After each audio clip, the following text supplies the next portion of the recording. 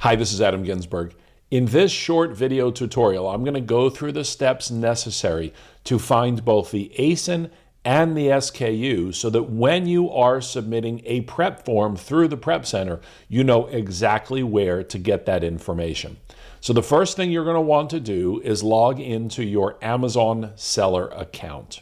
And then from here, you'll click on the three lines in the upper left-hand corner, which will bring you to a drop-down menu. From that drop-down menu, you simply select Inventory, Manage All Inventory. And here you will see a list of all of the inventory items that are in your Amazon seller account. Now, there's three important aspects to submitting an item to the Prep Center. The first one is that you need to know how to find the SKU. The second is you need to know how to find the ASIN. And the third is that you make sure that your item is listed as an FBA or Fulfillment by Amazon listing. Now, when you submit the form after listing the item on Amazon, and remember, the item has to be on Amazon first and listed before you could submit it to the Prep Center so that you can get both that ASIN and SKU. It's important to remember that your items will be inactive. They will show inactive in your inventory in Amazon. They will not change to active until Amazon has actually received your inventory. So here in your Amazon account, there are columns, and we can see that the first column is status, and then image, and then SKU, and then product name. Now, directly below SKU, it says condition. Directly below product name, it says ASIN. So in this particular example, this first listing here, we can see that it is inactive and out of stock. That means that either A, I have not purchased the inventory to send to Amazon. B, the inventory is en route to Amazon. C, Amazon has not received the inventory yet. But once Amazon receives this inventory, it will switch from inactive to active.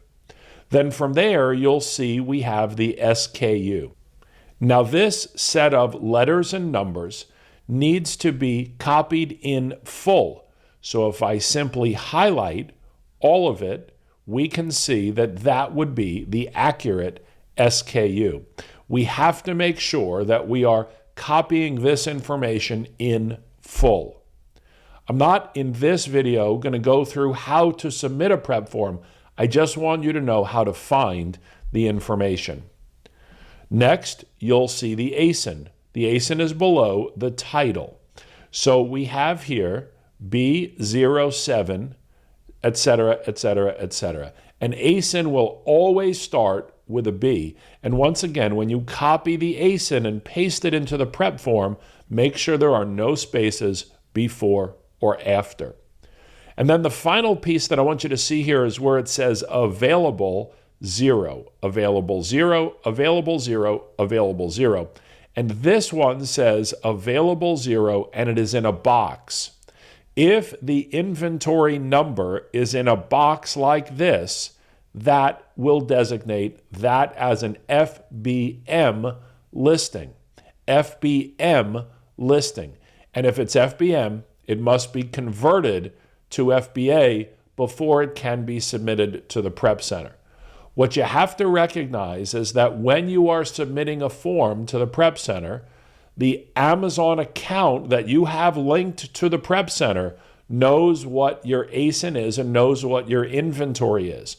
So if you're getting a message saying that the SKU doesn't match, it's either because, number one, it's an FBM listing and needs to be FBA, or you've just simply not copied the SKU properly. You might have a space before or a space after, or perhaps you don't have all of the numbers or letters associated with it. So that's where you find the ASIN and the SKU, and you determine if your listing is either FBA or FBM. I hope this training video has helped. Now let's get some orders submitted to the Prep Center.